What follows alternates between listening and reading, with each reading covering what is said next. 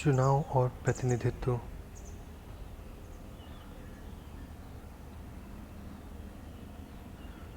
चुनाव और लोकतंत्र। आइए हम अपने से ही चुनाव और प्रजातंत्र के बारे में दो प्रश्न पूछकर अध्याय की शुरुआत करें। क्या बिना चुनाव के लोकतंत्र कायम रह सकता है? क्या बिना लोकतंत्र के चुनाव हो सकता है? पिछले कक्षाओं में हमने जो कुछ भी पढ़ा उसके उदाहरणों का उपयोग करते हुए हमें इन प्रश्नों पर चर्चा करनी चाहिए। पहला प्रश्न हमें एक बड़े लोकतंत्र में चुनाव की आवश्यकता के बारे में याद दिलाता है। कोई भी निर्णय लेने में सभी नागरिक प्रत्यक्ष रूप से भाग नहीं ले सकते, अतः लोग अपने प्रतिनिधियों को चुनते हैं, इसलिए चुनाव महत्वपूर्ण हो जाता है। हम जब भी भारतीय लोकतंत्र के बारे में सोचते हैं तो सहज ही हमारा ध्यान पिछले चुनावों पर चला जाता है। आज चुनाव पूरी लोकतांत्रिक प्रक्रिया के जाने पहचाने प्रतीक हो गए हैं। हम प्रायः प्रत्यक्ष और अप्रत्यक्ष लोकतंत्र में अंतर करते हैं। प्रत्यक्ष लोकतंत्र में नागरिक रोजमर्रा के फैसलों और सरकार चलाने में सीधे भाग लेते हैं। प्राचीन यूनान के नगर राज्य प्रत्यक्ष लोकतंत्र के उदाहरण माने जाते हैं। अनेक लोगों की स्थानीय सरकारें, खास तौर से ग्राम सभाएं, प्रत्यक्ष प्रजातंत्र के निकटतम उदाहरण हैं। लेकिन जब लाखों और करोड़ों लोगों का निर्णय लेना हो तो इस प्रकार के प्रत्यक्ष लोकतंत्र को व्यवहार में नहीं लाया जा सकता। इसलिए जनता के शासन का अर्थ सामान्यतः जनता के प्रतिनिधियों के द्वारा चलने वाले शासन से है। ऐसी व्यवस्था में नागरिक अपने प्रतिनिधियों को चुनते हैं जो देश के शासन और प्रशासन को चलाने में सक्रिय रूप से भाग लेते हैं। इन प्रतिनिधियों को चुनने की विधि को चुनाव या निर्वाचन कहते हैं। अतः महत्वपूर्ण निर्णय लेने और प्रशासन चलाने में नागरिकों की सीमित भूमिका है। वे इन नीतियों के निर्माण में बहुत सक्रिय रूप से सम्मिलित नहीं होते। नागरिक उसमें अप्रत्यक्ष रूप से अपने निर्वाचित प्रतिनिधियों के माध्यम से सम्मिलित होते हैं। जिस व्याख्या में सभी प्रमुख निर्णय निर्वाचित प्रतिनिधियों के माध्यम से लिए जाएं, उसमें प्रतिनिधियों के निर्वाचन का तरीका बहुत महत्वपूर्ण हो जाता है। दूसरा प्रश्न हमें इस बात की याद दिलाता है कि सभी चुनाव लोकतांत्रिक नहीं होते। बहुत सारे गैर लोकतांत्रिक देशों में भी चुनाव होते हैं। वास्तव में गैर लोकतांत्रिक शासक स्वयं को लोकतांत्रिक साबित करने के लिए बहुत आतुर रहते हैं। इसके लिए वे चुनावों को ऐसे ढंग से कराते हैं कि उनके शासन को कोई खतरा ना हो। क्या आप ऐसे कुछ गैर लोकतांत्रिक चुनावों के उदाहरण दे सकते हैं? आपकी राय में कौन सी बात एक लोकतांत्रिक चुनाव को एक गैर लोकतांत्रिक चुनाव से अलग करती है? किसी देश में चुनावों को लोकतांत्रिक ढंग से संपन्न कराना सुनिश्चित करने के लिए क्या करना चाहिए? इस बिंदु पर संविधान की महत्वपूर्ण भूमिका है। एक लोकतांत्रिक देश का संविधान चुनावों के लिए कुछ मूलभूत नियम बनाता है और इस संबंध में विस्तृत नियम कानून बनाने का काम विधायिका पर छोड़ देता है। ये मूलभूत नियम सामान्यतः हमें बताते हैं कि कौन मत देने के लिए योग्य है, कौन चुनाव लड़ने के योग्य है और कौन चुनाव की देखरेख करेगा। मतदाता अपने प्रतिनिधि कैसे चुनेंगे, मतगणना कैसे होगी और प्रतिनिधियों का चुनाव कैसे होगा। अन्य लोकतांत्रिक संविधानों की भांति भारत का संविधान भी इन सभी प्रश्नों का उत्तर देता है। आप देख सकते हैं कि इसमें पहले 3 प्रश्नों का लक्ष्य एक स्वतंत्र और निष्पक्ष चुनाव है, जिसे लोकतांत्रिक चुनाव कहा जा सके। अंतिम 2 प्रश्नों का लक्ष्य न्यायपूर्ण प्रतिनिधित्व है। इस अध्याय में हम चुनाव के बारे में संवैधानिक प्रावधानों के इन 2 पहलुओं की चर्चा करेंगे। भारत में चुनाव व्यवस्था। ऊपर आपने चुनाव की विभिन्न विधियों या व्यवस्थाओं पर गौर किया होगा। आपको आश्चर्य भी हुआ होगा कि ये सब क्या है। आपने चुनावों के समय चुनाव प्रचार के लिए अपनाए जाने वाले विभिन्न तरीकों के बारे में पढ़ा होगा, लेकिन चुनाव के विभिन्न तरीके क्या हैं? चुनाव संचालन करने की एक व्यवस्था है। इसके लिए प्राधिकार, अथॉरिटीज़ और नियम भी हैं जो बताते हैं कि क्या करें और क्या ना करें। क्या चुनाव व्यवस्था का यही अर्थ है? आपको आश्चर्य हो सकता है कि क्यों संविधान में यह लिखने की ज़रूरत पड़ी कि मतगणना कैसे होगी और प्रतिनिधि कैसे चुने जाएंगे। क्या यह स्वयं ही स्पष्ट नहीं है? लोग जाते हैं और वोट देते हैं। जिस प्रत्याशी को अधिकतम वोट मिलते हैं वह चुना जाता है। पूरे विश्व में ऐसे ही चुनाव होता है। हमें इसके बारे में क्यों सोचना चाहिए? हमें इसलिए सोचना चाहिए क्योंकि यह प्रश्न उतना सरल नहीं जितना हमें लगता है। हम अपनी चुनाव व्यवस्था में इतना लीन है कि हमें लगता है कि कोई और तरीका हो ही नहीं सकता। लोकतांत्रिक चुनाव में जनता वोट देती है और उसकी इच्छा ही यह तय करती है कि कौन चुनाव जीतेगा। लेकिन लोगों के द्वारा अपनी रुचि को व्यक्त करने के अनेक तरीके हो सकते हैं और उनकी पसंद की गणना करने की भी बहुत सारी विधियां हो सकती हैं। खेल के इन अलग अलग नियमों से इस बात का फैसला बदल सकता है कि जीत किसकी होगी। कुछ नियम ऐसे हैं जिनमें बड़े दलों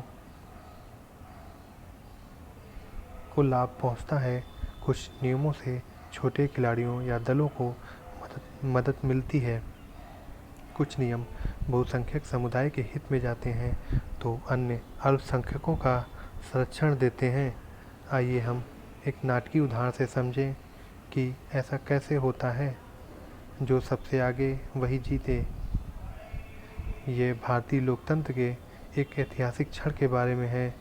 1984 के लोक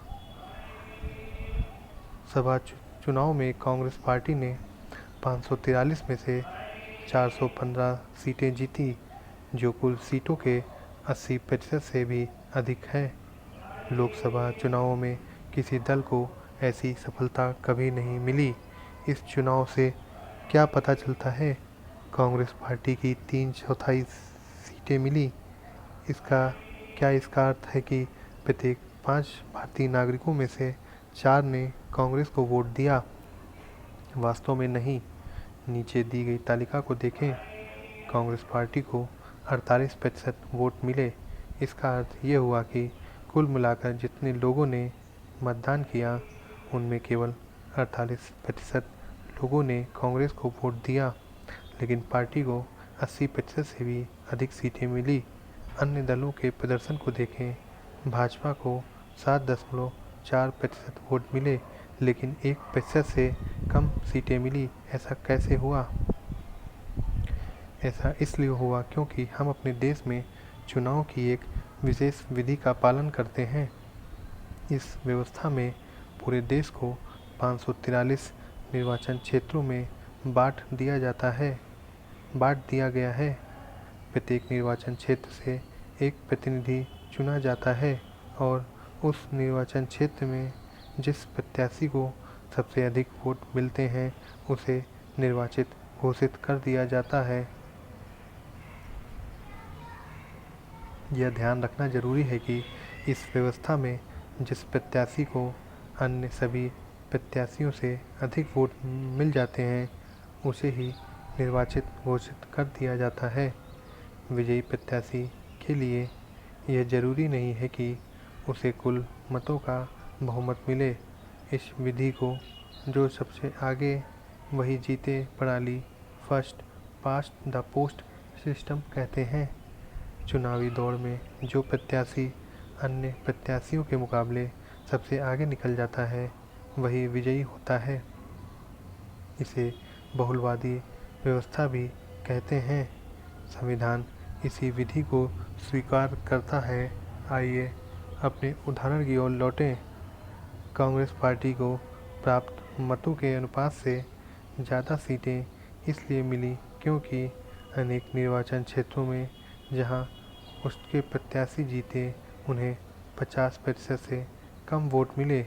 यदि चुनाव मैदान में कई प्रत्याशी हों तो जीतने वाले प्रत्याशी को प्रायः 50% से कम वोट मिलते हैं। सभी हारने वाले प्रत्याशियों के वोट बेकार चले जाते हैं क्योंकि इन वोटों के आधार पर उन प्रत्याशियों या दलों को कोई सीट नहीं मिलती। मान लीजिए कि किसी पार्टी को प्रत्येक निर्वाचन क्षेत्र में 25% वोट मिलते हैं लेकिन अन्य प्रत्याशियों को उससे भी कम वोट मिलते हैं। उस स्थिति में केवल 25% या उससे भी कम वोट पाकर कोई दल सभी सीटें जीत सकता है। समानुपातिक प्रतिनिधित्व। आइए इसकी तुलना इजराइल में होने वाले चुनावों से करें जहां एक बिल्कुल भिन्न चुनाव व्यवस्था का पालन किया जाता है। इजराइल में मतगणना के बाद प्रत्येक पार्टी को संसद में उसी अनुपात में सीटें दी जाती हैं जिस अनुपात में उन्हें वोटों में से हिस्सा मिलता है। प्रत्येक पार्टी चुनावों से पहले अपने प्रत्याशियों की एक प्राथमिकता सूची जारी कर देती है और अपने उतने ही प्रत्याशियों को उस प्राथमिकता सूची से चुन लेती है जितनी सीटों का कोटा उसे दिया जाता है। चुनावों की इस व्यवस्था को समानुपातिक प्रतिनिधित्व प्रणाली कहते हैं। इस प्रणाली में किसी पार्टी को उतनी ही प्रतिशत सीटें मिलती हैं जितने प्रतिशत उसे वोट मिलते हैं। समानुपातिक प्रतिनिधित्व के दो प्रकार होते हैं। कुछ देशों जैसे इजराइल या नीदरलैंड में पूरे देश को एक निर्वाचन क्षेत्र माना जाता है और प्रत्येक पार्टी की राष्ट्रीय चुनावों में प्राप्त वोटों के अनुपात में सीटें दी जाती हैं। दूसरी तरीका अर्जेंटीना व पुर्तगाल में देखने को मिलता है जहां पूरे देश को बहुसदस्यीय निर्वाचन क्षेत्रों में बांट दिया जाता है। प्रत्येक पार्टी प्रत्येक निर्वाचन क्षेत्र के लिए अपने प्रत्याशियों की एक सूची जारी करती है जिसमें उतने ही नाम होते हैं जितने प्रत्याशियों को उस निर्वाचन क्षेत्रों से चुना जाना होता है। इन दोनों ही रूपों में मतदाता राजनीतिक दलों को वोट देते हैं न कि उनके प्रत्याशियों को। एक पार्टी को किसी निर्वाचन क्षेत्र में जितने मत प्राप्त होते हैं उसी आधार पर उसे उस निर्वाचन क्षेत्र में सीटें दी जाती हैं। अतः किसी निर्वाचन क्षेत्र के प्रतिनिधि वास्तव में राजनीतिक दलों के प्रतिनिधि होते हैं। भारत में हमने समानुपातिक प्रतिनिधित्व प्रणाली को केवल अप्रत्यक्ष चुनावों के लिए ही सीमित रूप में अपनाया है। हमारा संविधान राष्ट्रपति, उपराष्ट्रपति, राज्यसभा और विधान परिषद के चुनावों के लिए समानुपातिक प्रतिनिधित्व प्रणाली का एक तीसरा और जटिल स्वरूप प्रस्तावित करता है। सर्वाधिक वोट पाने वाले की जीत और समानुपातिक प्रतिनिधित्व चुनाव व्यवस्था की तुलना। सर्वाधिक वोट पाने वाले की जीत पूरे देश को छोटी छोटी भौगोलिक इकाइयों में बांट देते हैं जिसे निर्वाचन क्षेत्र या जिला कहते हैं। हर निर्वाचन क्षेत्र से केवल एक प्रतिनिधि चुना जाता है। मतदाता प्रत्याशी को वोट देता है।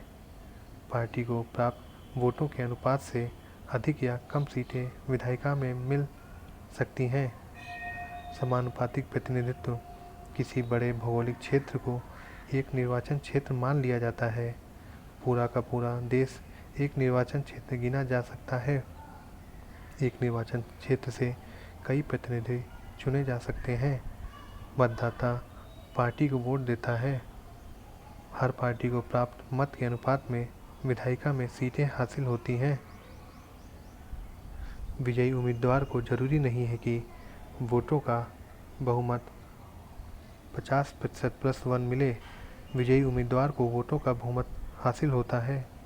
उदाहरण यूनाइटेड किंगडम और भारत, जैसे कि इजराइल और नीदरलैंड।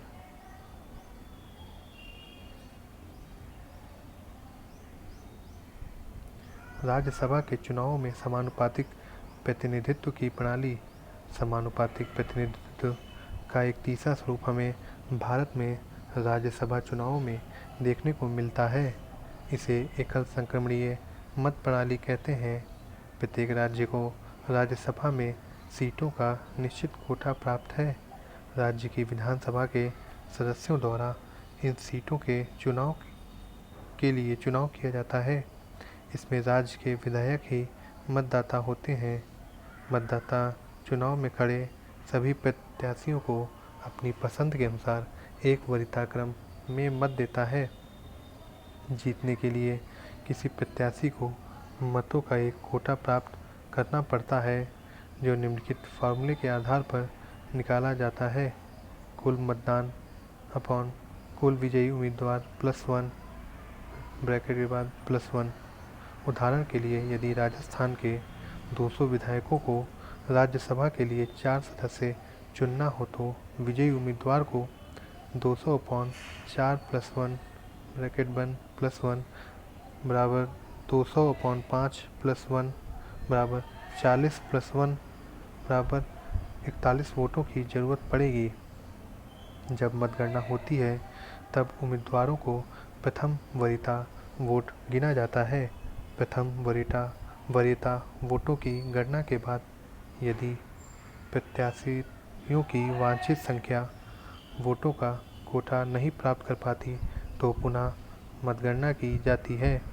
ऐसे उस प्रत्याशी को मतगणना से निकाल दिया जाता है जिसे प्रथम वरीयता वाले सबसे कम वोट मिले हों।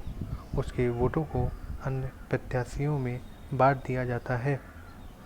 ऐसा करने में प्रत्येक मतपत्र पर अंकित द्वितीय वरीयता वाले प्रत्याशी को वह मत हस्तांतरित कर दिया जाता है। इस प्रक्रिया को तब तक जारी रखा जाता है जब तक वांछित संख्या 4 के बराबर प्रत्याशियों को विजयी घोषित नहीं कर दिया जाता। भारत में सर्वाधिक वोट से जीत की प्रणाली क्यों स्वीकार की गई? इस प्रश्न के उत्तर का अनुमान लगाना बहुत कठिन नहीं है। यदि आपने ऊपर बॉक्स में राज्यसभा के चुनाव प्रक्रिया के बारे में पढ़ा होगा, जो आपकी समझ में आ गया होगा कि यह प्रक्रिया काफ़ी जटिल है, जो किसी छोटे देश में तो लागू हो सकती है, पर उपमहाद्वीप जैसे विशाल देश भारत में नहीं। सर्वाधिक वोट से जीत वाली व्यवस्था की सफलता इसकी लोकप्रियता का कारण है। उन सामान्य मतदाताओं के लिए जिन्हें राजनीति और चुनाव का विशेष ज्ञान नहीं है, इस पूरी चुनाव व्यवस्था को समझना अत्यंत सरल है। इसके अतिरिक्त चुनाव के समय मतदाताओं के पास स्पष्ट विकल्प होते हैं। मतदाताओं को वोट करते समय किसी प्रत्याशी या दल को केवल स्वीकृति प्रदान करना होता है। राजनीति की वास्तविकता को ध्यान में रखकर मतदाता किसी प्रत्याशी को भी वरीयता दे सकता है और किसी दल को भी। वह चाहे तो इन दोनों में मतदान के समय संतुलन बनाने की कोशिश भी कर सकता है। ये प्रणाली मतदाताओं को केवल दलों में ही नहीं वरन उम्मीदवारों में भी चयन का स्पष्ट विकल्प देती है। अन्य चुनावी व्यवस्था में खास तौर से समानुपातिक प्रतिनिधित्व प्रणाली में मतदाताओं को किसी एक दल को चुनने का विकल्प दिया जाता है, लेकिन प्रत्याशियों को चयन पार्टी द्वारा जारी की गई सूची के अनुसार होता है। इस प्रकार किसी क्षेत्र विशेष का प्रतिनिधित्व करने वाला और उसके प्रति उत्तरदायी कोई एक प्रतिनिधि नहीं होता, लेकिन सर्वाधिक वोट से जीत वाली व्यवस्था पर आधारित निर्वाचन क्षेत्रों में मतदाता जानते हैं कि उनका प्रतिनिधि कौन है और उसे उत्तरदायी ठहरा सकते हैं। लेकिन सबसे महत्वपूर्ण बात यह है कि संविधान निर्माता समझते थे कि समानुपातिक प्रतिनिधित्व प्रणाली पर आधारित चुनाव संसदीय प्रणाली में सरकार के स्थायित्व के लिए उपयुक्त नहीं होंगे। अगले अध्याय में हम संसदीय प्रणाली की प्रवृत्ति के बारे में पढ़ेंगे। इस व्यवस्था की मांग है कि कार्यपालिका को विधायिका में बहुमत प्राप्त हो। आप देखेंगे कि समानुपातिक प्रतिनिधित्व प्रणाली से स्पष्ट बहुमत मिलने में कठिनाई होगी, क्योंकि मतों के प्रतिशत के अनुपात में विधायिका में सीटें बढ़ जाएंगी। सर्वाधिक मत से जीत वाली प्रणाली में अमूमन बड़े दलों या गठबंधनों को बोनस के रूप में कुछ अतिरिक्त सीटें मिल जाती हैं। ये सीटें उन्हें प्राप्त मतों के अनुपात से अधिक होती हैं। अतः यह प्रणाली एक स्थायी सरकार बनाने का मार्ग प्रशस्त कर संसदीय सरकार को सुचारू और प्रभावी ढंग से काम करने का अवसर देती है। अंत में सर्वाधिक मत से जीत वाली प्रणाली एक निर्वाचन क्षेत्र में विभिन्न सामाजिक वर्गों को एकजुट होकर चुनाव जीतने में मदद करती है। भारत जैसे विविधताओं वाले देश में समानुपातिक प्रतिनिधित्व प्रणाली प्रत्येक समुदाय को अपनी एक राष्ट्रव्यापी पार्टी बनाने को प्रेरित करेगी। संभवतः ये बात भी हमारे संविधान बनाने वालों के दिमाग में रही होगी। संविधान का अब तक का कामकाज संविधान निर्माताओं की अपेक्षाओं को प्रमाणित करता है। संविधान निर्माताओं की उम्मीदों को संविधान की कार्यप्रणाली से प्राप्त अनुभव प्रमाणित करता है। सर्वाधिक मत से जीत वाली प्रणाली आम मतदाता के लिए सरल और सुपरिचित सिद्ध हुई। इसने केंद्र और राज्यों में बड़े दलों का स्पष्ट बहुमत प्राप्त करने में मदद की। इस प्रणाली ने उन दलों को भी हतोत्साहित किया जो किसी एक जाति या समूह से ही अपने सभी वोट प्राप्त करते हैं। सामान्यतः सर्वाधिक मत से जीत वाली प्रणाली से द्विदलीय व्यवस्था उभरती है। इसका मतलब है कि सत्ता के लिए दो प्रमुख प्रतियोगी और यही दोनों बारी बारी से सत्ता प्राप्त करते हैं। नए दलों या किसी तीसरी पार्टी को इस प्रतियोगिता में सम्मिलित होने और सत्ता प्राप्त करने में कठिनाई होती है। इस संदर्भ में भारत में इस प्रणाली का अनुभव कुछ अलग है। स्वतंत्रता के बाद यद्यपि हमने सर्वाधिक मत से जीत वाली प्रणाली अपनाई, फिर भी एक दल का वर्चस्व उभर कर सामने आया। इसके साथ साथ अनेक छोटे दल भी अस्तित्व में रहे। 1989 के बाद भारत में बहुदलीय गठबंधनों की कार्यप्रणाली को देखा जा सकता है। इसी के साथ अनेक राज्यों में धीरे धीरे द्विदलीय प्रतियोगिता उभर रही है। लेकिन भारतीय दलीय प्रणाली की प्रमुख विशेषता यह है कि गठबंधन सरकारों के आने से नए और छोटे दलों को सर्वाधिक मत से जीत वाली प्रणाली के बावजूद चुनावी प्रतियोगिता में प्रवेश करने का मौका मिला है। निर्वाचन क्षेत्रों का आरक्षण। हमने पहले पढ़ा कि सर्वाधिक मत से जीत वाली प्रणाली में किसी निर्वाचन क्षेत्र में जिस किसी उम्मीदवार को सबसे अधिक वोट मिल जाता है उसे चुना हुआ घोषित कर दिया जाता है। इससे छोटे छोटे सामाजिक समूहों का अहित हो जाता है। यह भारतीय सामाजिक परिवेश में और अधिक महत्वपूर्ण है।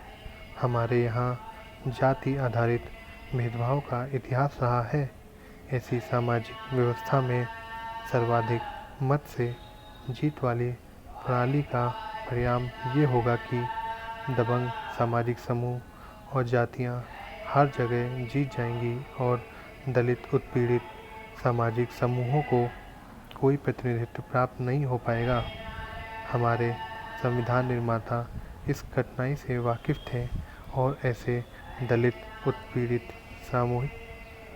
उत्पीड़ित सामाजिक समूहों के लिए उचित और न्यायपूर्ण प्रतिनिधित्व सुनिश्चित करने की आवश्यकता समझते थे। स्वतंत्रता के पूर्व भी इस विषय पर बहस हुई थी और ब्रिटिश सरकार ने पृथक निर्वाचन मंडल की शुरुआत की थी। इसका अर्थ ये था कि किसी समूह के प्रतिनिधि के चुनाव में केवल उसी समुदाय के लोग वोट डाल सकेंगे। संविधान सभा के अन्य सदस्यों को इस पर शंका थी। उनका विचार था कि यह व्यवस्था हमारे उद्देश्यों को पूरा नहीं करेगी, इसलिए आरक्षित निर्वाचन क्षेत्रों की व्यवस्था को अपनाया गया। इस व्यवस्था के अंतर्गत किसी निर्वाचन क्षेत्र में सभी मतदाता वोट तो डालेंगे, लेकिन प्रत्याशी केवल उसी समुदाय या सामाजिक वर्ग का होगा जिसके लिए वह सीट आरक्षित है। अनेक ऐसे सामाजिक समूह हैं जो पूरे देश में फैले हुए हैं। किसी एक निर्वाचन क्षेत्र में उनकी इतनी संख्या नहीं होती है कि वे किसी प्रत्याशी की जीत को प्रभावित कर सकें, लेकिन पूरे देश पर नज़र डालने पर वे अच्छे खासे बड़े समूह के रूप में दिखाई देते हैं। उन्हें समुचित प्रतिनिधित्व देने के लिए आरक्षण की व्यवस्था जरूरी हो जाती है। संविधान अनुसूचित जातियों और अनुसूचित जनजातियों के लिए लोकसभा और राज्यों की विधानसभाओं में आरक्षण की व्यवस्था करता है। प्रारंभ में ये व्यवस्था 10 वर्ष के लिए की गई थी, पर अनेक संवैधानिक संशोधनों द्वारा इसे बढ़ाकर 2020 तक कर दिया गया। आरक्षण की अवधि खत्म होने पर संसद इसे और आगे बढ़ाने का निर्णय ले सकती है। इन दोनों समूहों की आरक्षित सीटों का अनुपात है जो भारत की जनसंख्या में इनका अनुपात है। लोकसभा की 543 निर्वाचित सीटों में 84 अनुसूचित जाति और 47 अनुसूचित जनजाति के लिए आरक्षित है। कौन से निर्वाचन क्षेत्र आरक्षित होंगे, यह कौन तय करता है? किस आधार पर यह निर्णय लिया जाता है? यह निर्णय एक स्वतंत्र संस्था द्वारा लिया जाता है जिसे परिसीमन आयोग कहते हैं। राष्ट्रपति परिसीमन आयोग का गठन करते हैं। ये चुनाव आयोग के साथ मिलकर काम करता है। इसका गठन पूरे देश में निर्वाचन क्षेत्रों की सीमा खींचने के उद्देश्य से किया जाता है। प्रत्येक राज्य में आरक्षण के लिए निर्वाचन क्षेत्रों का एक कोटा होता है जो उसे राज्य में अनुसूचित जाति या अनुसूचित जनजाति की संख्या के अनुपात में होता है। परिसीमन के बाद परिसीमन आयोग प्रत्येक निर्वाचन क्षेत्र में जनसंख्या की संरचना देखता है। जिस निर्वाचन क्षेत्रों में अनुसूचित जनजातियों की जनसंख्या सबसे ज़्यादा होती है उसे उनके लिए आरक्षित कर दिया जाता है। अनुसूचित जातियों के मामले में परिसीमन आयोग 2 बातों पर ध्यान देता है। आयोग उन निर्वाचन क्षेत्रों को चुनता है जिसमें अनुसूचित जातियों का अनुपात ज़्यादा होता है, लेकिन वह इन निर्वाचन क्षेत्रों को राज्य के विभिन्न भागों में भी फैला देता है। ऐसा इसलिए कि अनुसूचित जातियों का पूरे देश में बिखराव समरूप है। जब कभी भी परिसीमन का काम होता है, इन आरक्षित निर्वाचन क्षेत्रों में कुछ परिवर्तन कर दिया जाता है। संविधान अन्य उपेक्षित या कमज़ोर वर्गों के लिए इस प्रकार के आरक्षण की कोई व्यवस्था नहीं करता। इधर लोकसभा और राज्य की विधानसभाओं में महिलाओं के लिए आरक्षण की जोरदार मांग उठी है। ये देखते हुए कि प्रतिनिधि संस्थाओं में बहुत कम महिलाएं चुनी जाती हैं, उनके लिए 1/3 सीटें आरक्षित करने की बात हो रही है। शहरी और ग्रामीण स्थानीय सरकारों में महिलाओं के लिए सीटें आरक्षित कर दी गई हैं। इसे हम स्थानीय सरकार वाले अध्याय में पढ़ेंगे। लोकसभा और विधानसभा में ऐसी ही व्यवस्था करने के लिए संविधान का संशोधन करना पड़ेगा। इसके लिए लोकसभा में कई बार संशोधन प्रस्ताव लाया गया पर उसे पारित नहीं किया जा सका। स्वतंत्र और निष्पक्ष चुनाव।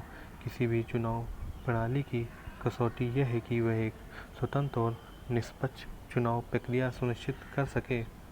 यदि हम लोकतंत्र को एक ज़मीनी हकीकत बनाना चाहते हैं तो ये ज़रूरी है कि चुनाव प्रणाली निष्पक्ष और पारदर्शी हो। चुनाव प्रणाली ऐसी होनी चाहिए जिससे मतदाताओं की आकांक्षाएं चुनाव परिणामों में न्यायपूर्ण ढंग से व्यक्त हो सकें।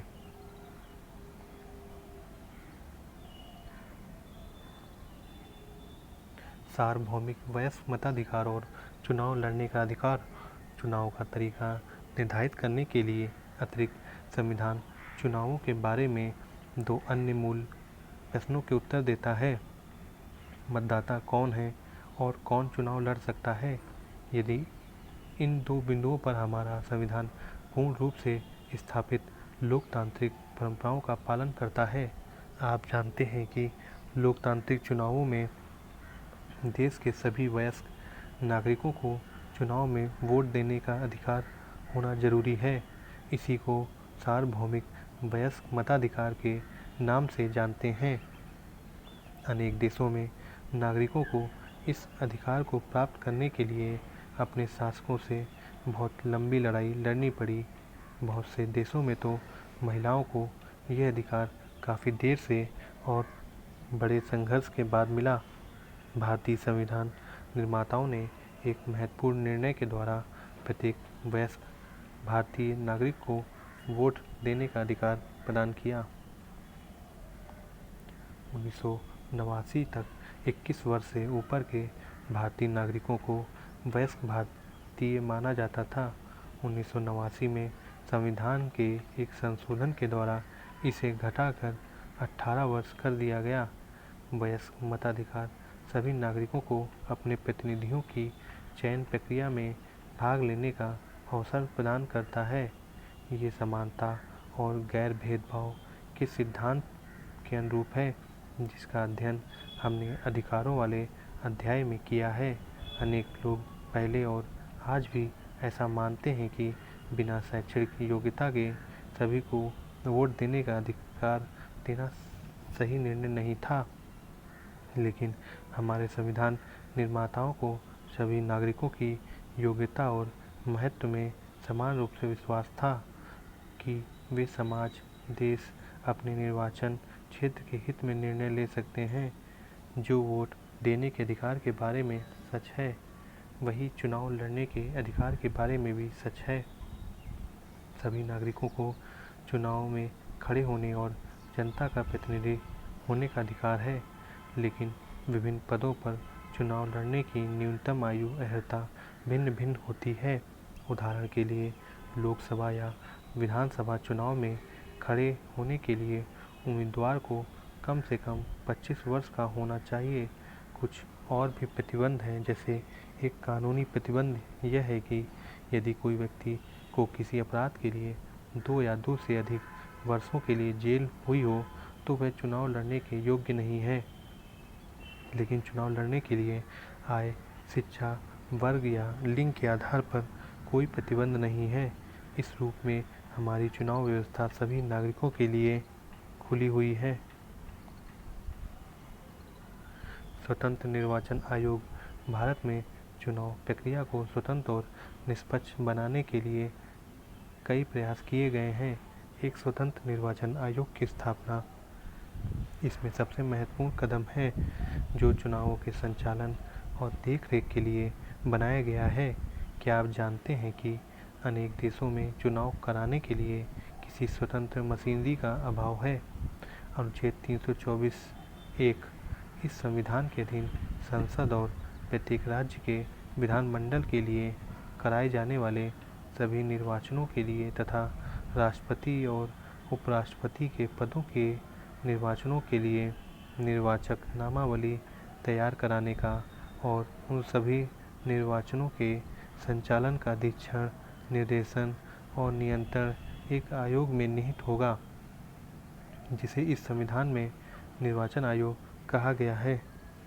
भारतीय संविधान का अनुच्छेद 324 निर्वाचनों के लिए मतदाता सूची तैयार कराने और चुनाव के संचालन का अधीक्षण, निर्देशन और नियंत्रण का अधिकार एक स्वतंत्र निर्वाचन आयोग को देता है। संविधान के ये शब्द बहुत ही महत्वपूर्ण हैं, क्योंकि यह निर्वाचन आयोग को चुनावों से संबंधित हर बात पर अंतिम निर्णय करने की भूमिका सौंपते हैं। सर्वोच्च न्यायालय ने भी संविधान की इस व्याख्या से सहमति व्यक्त की। भारत के निर्वाचन आयोग की सहायता करने के लिए प्रत्येक राज्य में एक मुख्य निर्वाचन अधिकारी होता है। निर्वाचन आयोग स्थलीय निकायों के चुनाव के लिए जिम्मेदार नहीं होता, जैसा कि हम स्थानीय सरकारों वाले अध्याय में पढ़ेंगे। इसके लिए राज्यों में राज्य निर्वाचन आयुक्त होते हैं, जो निर्वाचन आयोग से अलग कार्य करते हैं। इनमें से प्रत्येक का काम करने का अपना अलग दायरा है। भारत का निर्वाचन आयोग एक सदस्यीय या बहुसदस्यीय भी हो सकता है। 1989 तक निर्वाचन आयोग एक सदस्यीय था। 1989 के आम चुनावों के ठीक पहले 2 अन्य निर्वाचन आयुक्तों को नियुक्त कर इसे बहुसदस्यीय बना दिया गया। चुनावों के बाद फिर इसे एक सदस्यीय बना दिया गया। 1993 में पुनः 2 निर्वाचन आयुक्तों की नियुक्ति हुई और निर्वाचन आयोग बहुसदस्यीय हो गया। तब से यह बहुसदस्यीय बना हुआ है। शुरू में बहुसदस्यीय निर्वाचन आयोग को लेकर तरह तरह की शंकाएं थीं। मुख्य निर्वाचन आयुक्त और अन्य आयुक्तों के बीच इस बात पर बहुत मतभेद था कि किसको कितनी शक्ति प्राप्त है। इसका समाधान सर्वोच्च न्यायालय को करना पड़ा। अब इस बात पर सामान्य सहमति है कि बहुसदस्यीय निर्वाचन आयोग ज़्यादा उपयुक्त है, क्योंकि इससे आयोग की शक्तियों में साझेदारी हो गई और आयोग पहले से कहीं ज़्यादा जवाबदेह बन गया। मुख्य निर्वाचन आयुक्त निर्वाचन आयोग की अध्यक्षता करता है, लेकिन अन्य दोनों निर्वाचन आयुक्तों की तुलना में उसे ज़्यादा शक्तियाँ प्राप्त नहीं हैं। एक सामूहिक संस्था के रूप में चुनाव संबंधी सभी निर्णय में मुख्य निर्वाचन आयुक्त और अन्य दोनों निर्वाचन आयुक्तों की शक्तियाँ समान हैं। उनकी नियुक्ति राष्ट्रपति द्वारा मंत्रिपरिषद के परामर्श पर की जाती है। ऐसे में संभव है कि सरकार के द्वारा किसी ऐसे हितैषी की नियुक्ति निर्वाचन आयोग में कर दी जाए जो चुनावों में सरकार का समर्थन करे। इस शंका के चलते अनेक लोगों ने इस प्रक्रिया को बदलने का सुझाव दिया। उनका सुझाव है कि इसके लिए एक भिन्न प्रक्रिया का पालन किया जाना चाहिए, जिसमें मुख्य निर्वाचन आयुक्तों की नियुक्ति विपक्ष के नेता और भारत के मुख्य न्यायाधीश से परामर्श करना जरूरी होना चाहिए। संविधान मुख्य निर्वाचन आयुक्त और निर्वाचन आयुक्तों के कार्यकाल की सुरक्षा देता है। उन्हें 6 वर्षों के लिए अथवा 65 वर्ष की आयु तक, जो पहले खत्म हो, के लिए नियुक्त किया जाता है। मुख्य निर्वाचन आयुक्त को कार्यालय समाप्त होने के पूर्व राष्ट्रपति द्वारा हटाया जा सकता है, पर इसके लिए संसद के दोनों सदनों को विशेष बहुमत से पारित कर इस आशय का एक प्रतिवेदन राष्ट्रपति को भेजना होगा। ऐसा ये सुनिश्चित करने के लिए किया गया है कि कोई भी सरकार उस मुख्य निर्वाचन आयुक्त को न हटा सके जो चुनाव में उसकी तरफदारी करने से मना करे। निर्वाचन आयुक्तों को भारत का राष्ट्रपति हटा सकता है। विशेष बहुमत का अर्थ उपस्थित और मतदान करने वाले सदस्यों का 2/3 बहुमत और सदन की कुल सदस्य संख्या का साधारण बहुमत। मान लीजिए कि आपको अपनी कक्षा में विशेष बहुमत से एक प्रस्ताव पास करना है। कल्पना करें कि आपकी कक्षा में 75 विद्यार्थी हैं, लेकिन मतदान के दिन केवल 51 विद्यार्थी उपस्थित हैं और उनमें 50 ने ही मतदान में भाग लिया। इस परिस्थिति में आप कब कह सकेंगे कि प्रस्ताव विशेष बहुमत से पास हो गया है? इस पुस्तक के कम से कम 3 अध्यायों में आपको विशेष बहुमत का उल्लेख मिलेगा। एक तो कार्यपालिका से संबंधित अगले ही अध्याय में, जहां राष्ट्रपति पर महाभियोग का उल्लेख किया गया है। अन्य उन 2 स्थानों को ढूंढें जहां पर विशेष बहुमत की चर्चा की गई है। भारत के निर्वाचन आयोग के पास काफ़ी सारे काम हैं।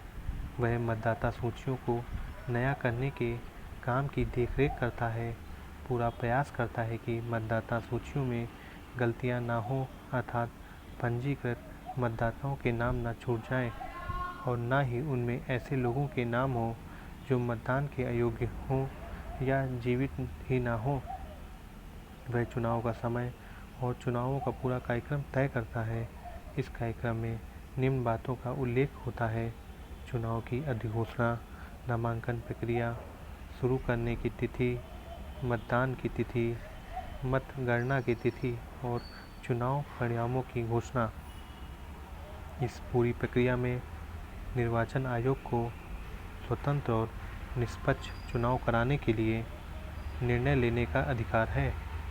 वह पूरे देश, किसी राज्य या किसी निर्वाचन क्षेत्र में चुनावों को इस आधार पर स्थगित या रद्द कर सकता है कि वहाँ माकूल माहौल नहीं है तथा स्वतंत्र और निष्पक्ष चुनाव कराना संभव नहीं है। निर्वाचन आयोग राजनीतिक दलों और उनके उम्मीदवारों के लिए एक आदर्श आचार संहिता लागू करता है। वह किसी भी निर्वाचन क्षेत्र में दोबारा चुनाव कराने की आज्ञा दे सकता है यदि उसे लगे कि मतगणना प्रक्रिया पूरी तरह से उचित और न्यायपूर्ण नहीं थी, तो वह दोबारा मतगणना कराने की भी आज्ञा दे सकता है। चुनाव आयोग राजनीतिक दलों को मान्यता देता है और उन्हें चुनाव चिन्ह आवंटित करता है। निर्वाचन आयोग के पास बहुत ही सीमित कर्मचारी होते हैं। वह प्रशासनिक मशीनरी की मदद से चुनाव कराता है, लेकिन एक बार चुनाव प्रक्रिया शुरू हो जाने पर चुनाव संबंधी कार्यों के संबंध में आयोग का पूरी प्रशासनिक मशीनरी पर नियंत्रण हो जाता है। चुनाव प्रक्रिया के दौरान राज्य और केंद्र सरकार के प्रशासनिक अधिकारियों को चुनाव संबंधी कार्य दिए जाते हैं और इस संबंध में निर्वाचन आयोग का उन पर पूरा नियंत्रण होता है। निर्वाचन आयोग इन अधिकारियों का तबादला कर सकता है या उनके तबादले को रोक सकता है। अधिकारी निष्पक्ष ढंग से काम करने में विफल रहे तो आयोग उसके विरुद्ध कार्रवाई भी कर सकता है। विगत वर्षों में निर्वाचन आयोग एक स्वतंत्र सत्ता के रूप में उभरा है, जिसने चुनाव प्रक्रिया की निष्पक्षता सुनिश्चित करने के लिए अपनी शक्तियों का प्रयोग किया है। उसने चुनाव प्रक्रिया की गरिमा बनाए रखने के लिए निष्पक्ष और न्यायपूर्ण ढंग से काम किया है। निर्वाचन आयोग का इतिहास इस बात का गवाह है कि संस्थाओं की कार्यप्रणाली में प्रत्येक सुधार के लिए कानूनी या संवैधानिक परिवर्तन आवश्यक नहीं। ये आम धारणा है कि 25 वर्ष पहले के मुकाबले आज निर्वाचन आयोग ज़्यादा स्वतंत्र और प्रभावी है।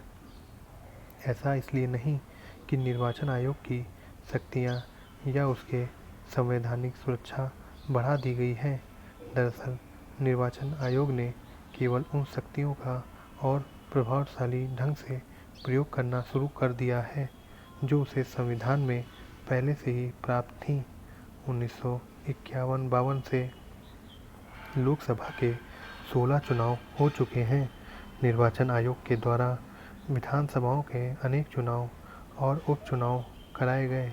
निर्वाचन आयोग को असम, पंजाब तथा जम्मू और कश्मीर जैसे हिंसाग्रस्त क्षेत्रों में चुनाव कराने में अनेक कठिन परिस्थितियों का सामना करना पड़ा है। उसे 1991 में पूरी चुनाव प्रक्रिया को बीच में ही रोकना पड़ा, क्योंकि चुनाव प्रचार के दौरान पूर्व प्रधानमंत्री राजीव गांधी की हत्या कर दी गई। निर्वाचन आयोग को 2002 में एक अन्य गंभीर समस्या का सामना करना पड़ा, जब गुजरात विधानसभा भंग कर दी गई और चुनाव कराना पड़ा। लेकिन निर्वाचन आयोग ने पाया कि राज्य में अप्रत्याशित हिंसा के कारण स्वतंत्र और निष्पक्ष चुनाव कराना तुरंत संभव न था। निर्वाचन आयोग ने राज्य में विधानसभा चुनावों को कुछ महीनों के लिए स्थगित करने का निर्णय लिया। सर्वोच्च न्यायालय ने निर्वाचन आयोग के इस निर्णय को वैध ठहराया। चुनाव सुधार। चुनाव की कोई प्रणाली कभी आदर्श नहीं हो सकती, उसमें अनेक कमियां और सीमाएं होती हैं। लोकतांत्रिक समाज को अपने चुनावों को और अधिक स्वतंत्र और निष्पक्ष बनाने के तरीकों को बराबर खोजना रहना पड़ता है।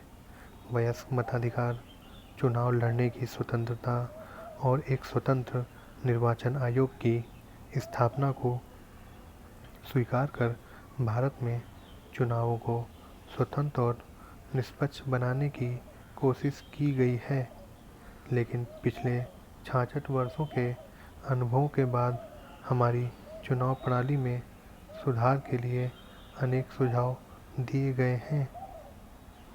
चुनाव सुधारों के सुझाव निर्वाचन आयोग, विभिन्न राजनीतिक दलों, स्वतंत्र समूहों और अनेक विद्वानों द्वारा दिए गए हैं।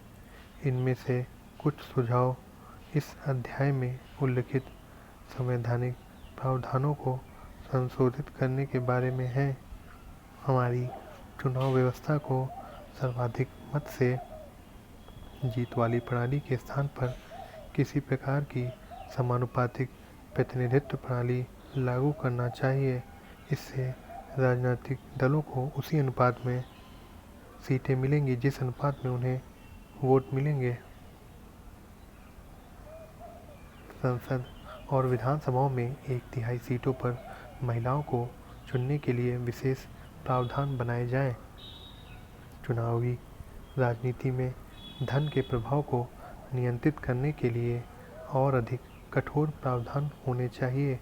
सरकार को एक विशेष निधि से चुनावी खर्चों का भुगतान करना चाहिए। जिस उम्मीदवार के विरुद्ध फौजदारी का मुकदमा हो, उसे चुनाव लड़ने से रोक दिया जाना चाहिए, भले ही उसने इसके विरुद्ध न्यायालय में अपील कर रखी हो। चुनाव प्रचार में जाति और धर्म के आधार पर की जाने वाली किसी भी अपील को पूरी तरीके से प्रतिबंधित कर देना चाहिए। राजनीतिक दलों की कार्यप्रणाली को नियंत्रित करने के लिए तथा उसकी कार्यविधि को और अधिक पारदर्शी और लोकतांत्रिक बनाने के लिए एक कानून होना चाहिए। ये कुछ सीमित सुझाव हैं। इन सुझावों पर कोई आम राय नहीं है, लेकिन यदि उन पर आम राय बन भी जाए तो भी कानून और औपचारिक प्रावधान एक सीमा तक ही कारगर हो सकते हैं। वास्तव में स्वतंत्र और निष्पक्ष चुनाव तभी हो सकते हैं जब सभी उम्मीदवार, राजनीतिक दल और वे सभी लोग जो चुनाव प्रक्रिया में भाग लेते हैं, लोकतांत्रिक प्रतिस्पर्धा की भावना का सम्मान करें। कानूनी सुधारों के अतिरिक्त 2 और तरीके हैं जिनसे यह सुनिश्चित किया जा सकता है कि चुनाव जनता की अपेक्षाओं और लोकतांत्रिक आकांक्षाओं को व्यक्त करें। पहला तो यह कि जनता को स्वयं ही और अधिक सतर्क रहना चाहिए तथा राजनीतिक कार्यों में और सक्रियता से भाग लेना चाहिए। लेकिन आम आदमी के लिए नियमित रूप से राजनीति में भाग लेने की अपनी सीमाएं हैं। इसलिए ये जरूरी है कि अनेक राजनीतिक संस्थाओं और राजनीतिक संगठनों का विकास किया जाए जो स्वतंत्र और निष्पक्ष चुनाव सुनिश्चित कराने के लिए पहरेदारी करें। निष्कर्ष: जिन देशों में प्रतिनिधित्व वाला लोकतंत्र है, वहाँ चुनाव और चुनाव का प्रतिनिधित्व वाला स्वरूप लोकतंत्र को प्रभावी और विश्वसनीय बनाने में निर्णायक भूमिका निभाता है। भारत में चुनाव व्यवस्था की सफलता अनेक आधारों पर मापी जा सकती है।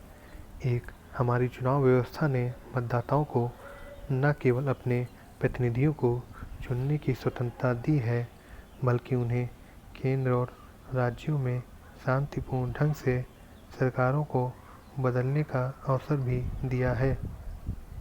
2, मतदाताओं ने चुनाव प्रक्रिया में लगातार रुचि ली है और उसमें भाग लिया है।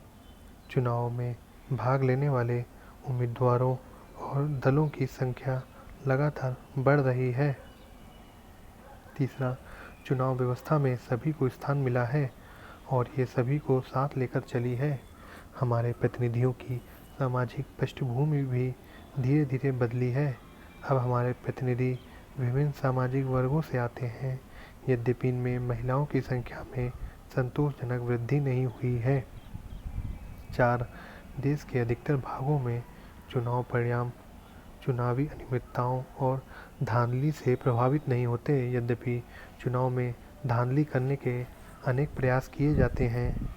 आपने चुनावों में हिंसा, मतदाता सूचियों से वोटरों के नाम गायब होने की शिकायतें, डराए धमकाए जाने आदि की शिकायतें अक्सर सुनी होंगी।